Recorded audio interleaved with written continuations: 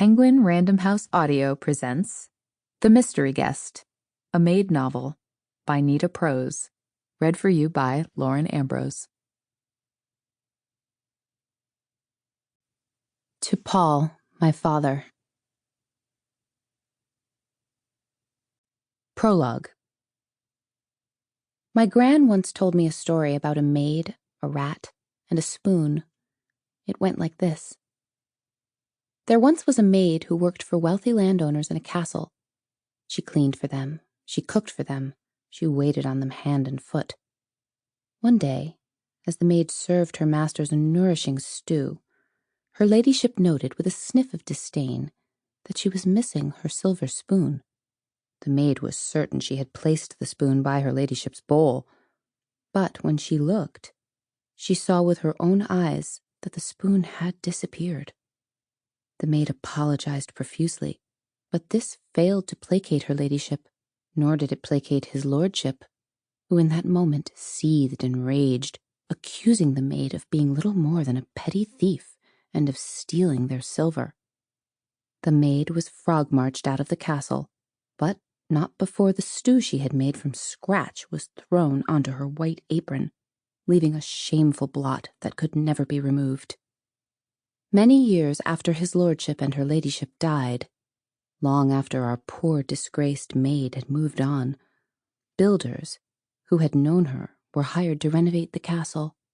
When they lifted the dining room floor, they uncovered a nest containing the mummified body of a rat, and beside it, a single silver spoon.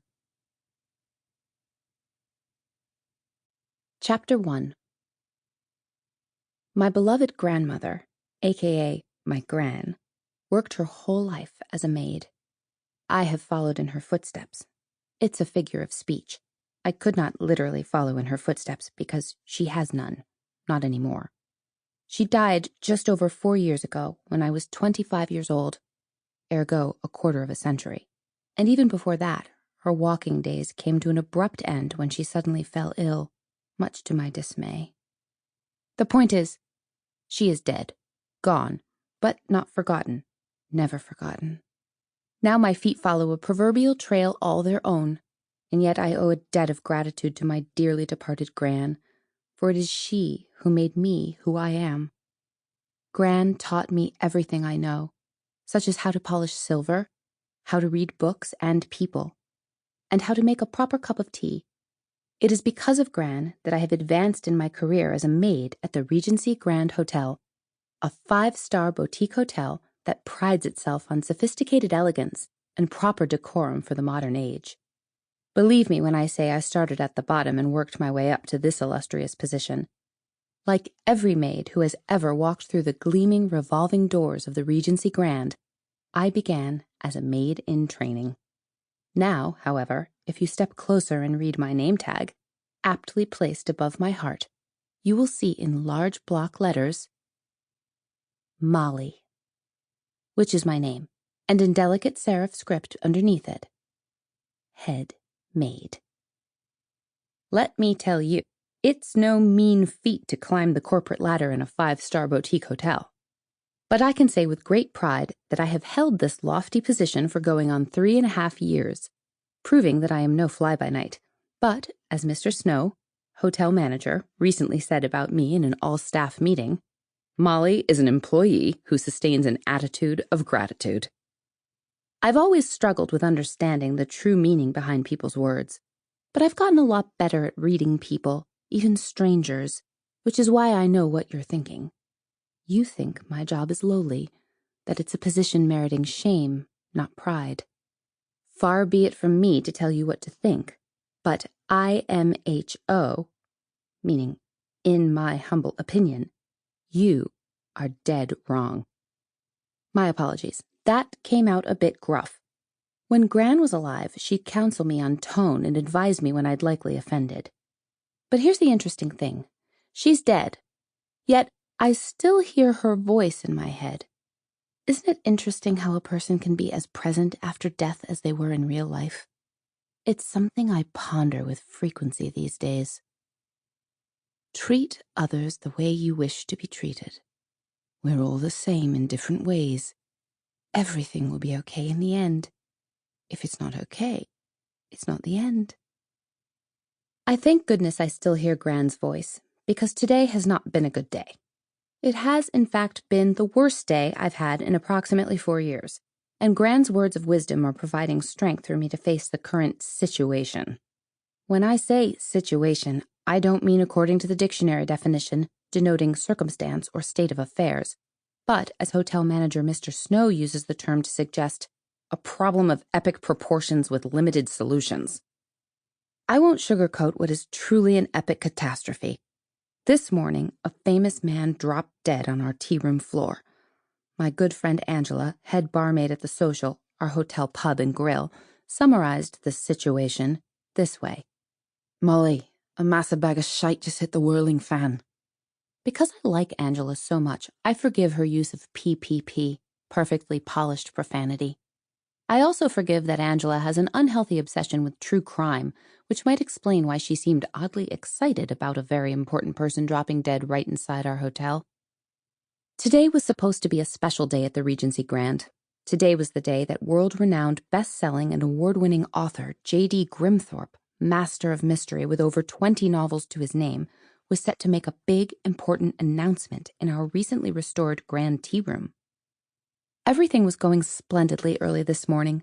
Mr. Snow had put me in charge of the tea, and while that's mostly because he has yet to hire special event staff to handle tea room functions, I knew how proud it would make Gran to see me acquiring new professional responsibilities, though, of course, Gran can't actually see me because she is dead. Today, I arrived early for my shift and neatly arranged the elegant new room, setting the tea service for 55 guests, give or take none, who were bestowed VIP entry passes. The VIPs included numerous lambs, Ladies Auxiliary Mystery Book Society members, who had booked rooms on the 4th floor of the hotel days ahead of the event. For weeks, the whispers and conjecture echoed throughout the hotel. Why would J.D. Grimthorpe, a reclusive and fiercely private writer, suddenly want to make a public announcement? Was it just to publicize a new book? Or was he about to announce he'd written his last?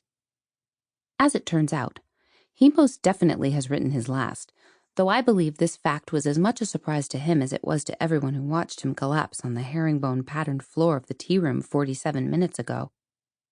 Moments before he walked on stage, the VIP mystery fans, literary pundits, and reporters were abuzz with anticipation.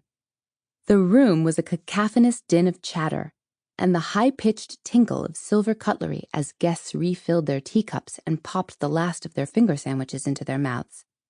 The second J.D. Grimthorpe entered, silence fell. The author stood at the podium, a spindly but imposing figure, cue cards in hand. All eyes watched him as he cleared his throat a couple of times. "Tea," he said into the microphone, gesturing for a cup. And thank goodness I'd been informed of his teetotaling ways and had asked the kitchen to prepare a cart to his precise specifications, with honey, not sugar. Lily, my maid in training, who I'd put in charge of all of Mr. Grimthorpe's tea carts during his stay, jumped into action post-haste. With shaking hands, she poured the famous author a cup and raced it to the stage.